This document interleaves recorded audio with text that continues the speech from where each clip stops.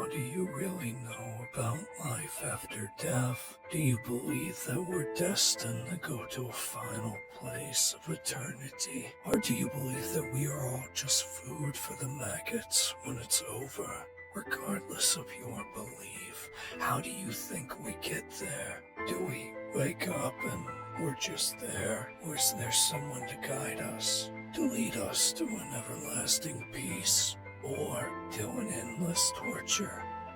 Forget about whatever you've heard, and forget about what you think you know.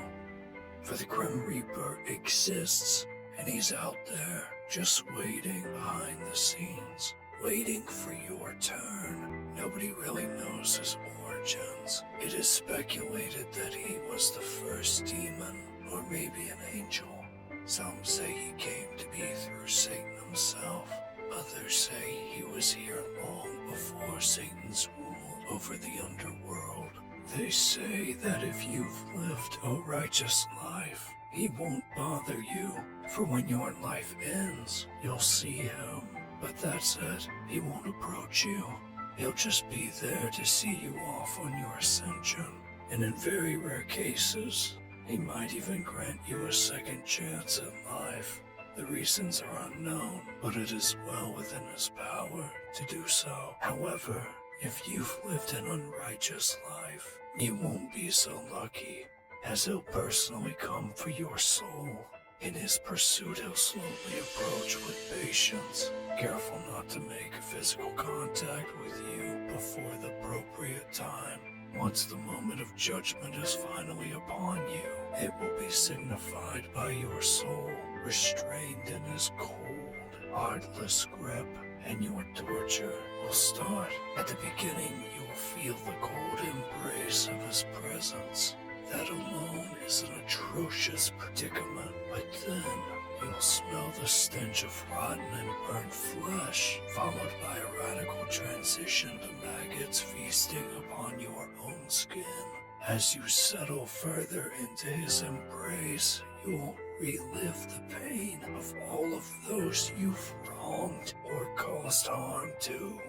All of it will be amplified times 10, and it unfortunately won't end there, as you'll feel the pain of those you've wronged, along with his pain too. All of this will occur before you reach your final destination of eternal damnation.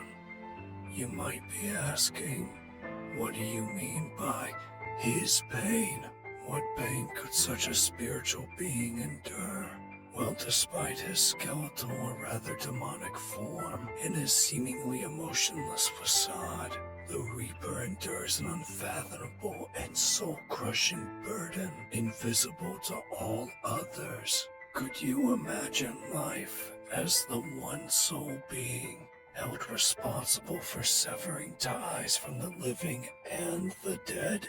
An endless procession of sorrow, fear, and pain with every soul, absorbing a fragment of their agony, feeling the heartbreak of parents losing their children, the terror of those facing sudden ends, the resigned acceptance of the elderly taking their last breath, and the very distressing mental state of those who have ended their own lives because living was just unbearable. Each death leaves an indelible mark on his essence, a lingering shadow of the suffering he's witnessed. Over the centuries, this accumulation of sorrow weighs heavily on the Reaper. The loneliness of his existence deepens as he moves through the unseen and unacknowledged. The Reaper's pain is compounded by the knowledge that his duty is thankless, yet necessary, as a solitary figure in a world that fears and shuns him. And lastly, could you imagine being the one solely responsible for dragging countless souls to hell of those who have been deemed condemned, hearing and also bearing witness to constant screams, tears, and the tumultuous wailing of forgotten souls who were once just like you and me, only now placed in an incessant state of torment? That is his forever. That is his every day, every night. That is every hour of his existence. That is the grim reality of the Reaper.